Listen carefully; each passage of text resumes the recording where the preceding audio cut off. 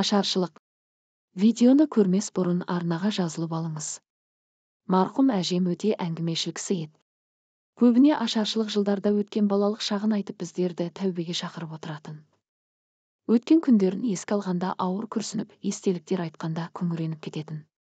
Ол уақыттарда біздер бала болдық, айтқандарын ертегідей қабылдап, жалықпай тыңдаушы едік.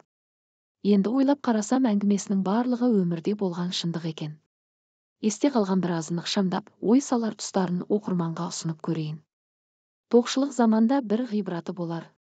Түркістаннан медет тілеп жан-жақтан босып келген елде есеп болмады. Ауқатты өзбектерге жас қыздарын, болмаса реңді әйелдерін қос уыс бидайға сатқан қазақтарды көрдік. Әке, шешем мені үйге жалғыз тастауға қорқып таудағы диірменге ертіп барды. Жолда аш адамдар қайыр сұрап тұрды. Ал тауға жақындағанда әкем көзімді орамалмен байлап қойды. Өгіз арба қатты шайқала берген соң көзімді шешсем жол үсті аштан өлген адамдарға толы екен. Айналып өтуге тау жолдары тар. Басып өттік. Әкем жылап отырды. Шешем жоқ деп айтуды білмейтін қолы ашық жан еді.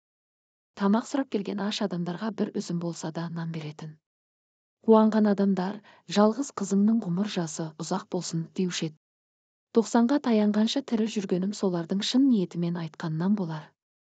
Ескіше оқығанды қойып, шешем мені мектепке бергісі келді. Бірақ әкем келіспеді. Өйткені етжеңді толық балаларды аш адамдар ұстап жеп қойғанын көзбен көрген екен.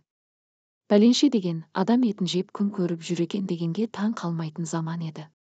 Бір ауқатты кісі аштарға көже таратты. Бізде бардық. Көжеге таласқан еркектер шешемді таптап өлтіріп кете жаздады. Адам ашыққанда еркек ұрғашыға қарамай қалады екен. Ар ұят, сыпайылықтан жұрдай болады.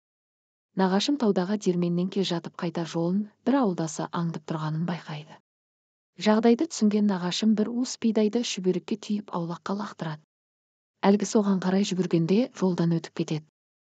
Кейінірек тоқшылық болғанда бір-біріне осыны айтысып жылаған екен. Сол кезде сен амал таппағанда өлтіруге бекінген едім депті.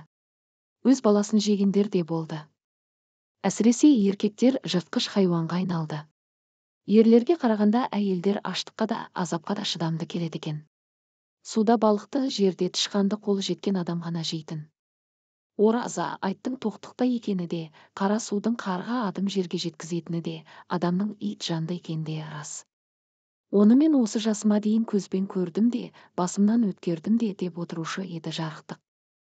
Авторы: Айдар Темірбекұлы.